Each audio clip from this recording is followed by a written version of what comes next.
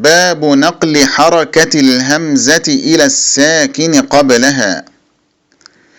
وانقل إلى الأخير غير حرف مد لورش لها كتابيه أسد.